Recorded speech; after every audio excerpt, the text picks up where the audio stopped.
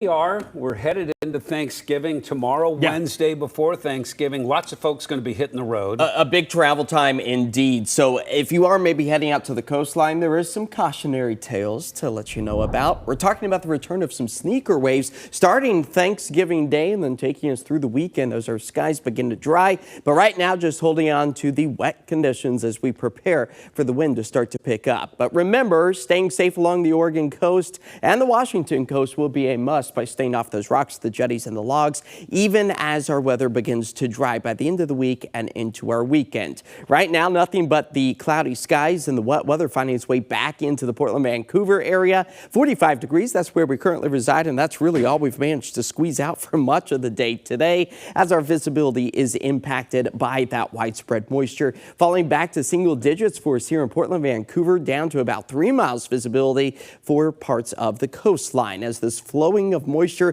continues to end up in western Oregon and southwest Washington, also getting underway with the snow as it falls right around about 4,500 feet. Now, as far as the rain accumulation goes, these numbers are going to continue to gain as we move our way through this rainy night ahead, but more than 1/10 of an inch, close to 1/4 in some locations, helping to shrink our rain deficit that has now grown to almost a full inch. Keep in mind, November typically our second wettest month of the year, just behind December, and we should close out the month here in the next several days with close to 5.5 inches.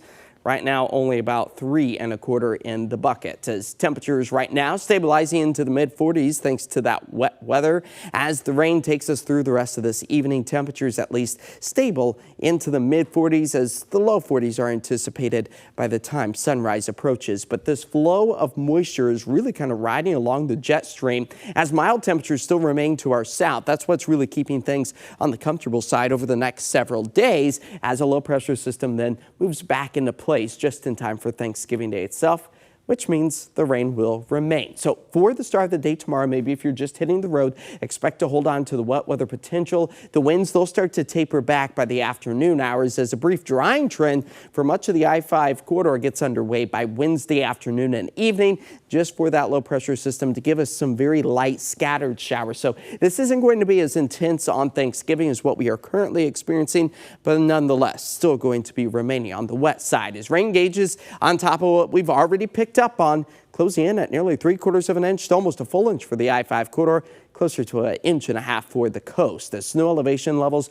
continue to retreat back up to about 6,500 feet for Wednesday. Thursday, though, falls back down to about 5,000 feet. So we will see some snow return to the high terrain of the Cascades of Oregon out towards the northeast corner of our state as well. But the real snowmaker, that's going to be over the Cascades of western Washington. Thanksgiving travel for itself is expected to be on the wet side for much of the Pacific Northwest. As you head up in elevation, maybe a few snowflakes, but likely melting on contact, so the impacts are going to be minor. Can't say the same for our friends out towards the Great Lakes region, where snow will continue to fire up over the next several days. Thanksgiving Day itself mostly dry for the entirety of the country, with the exception of us here in the Pacific Northwest. And then we get the snow system to start to work its way into the Rocky Mountain states for Black Friday. By the end of Friday night, all of the snow pretty much exclusively for those northern states. But again, low impact.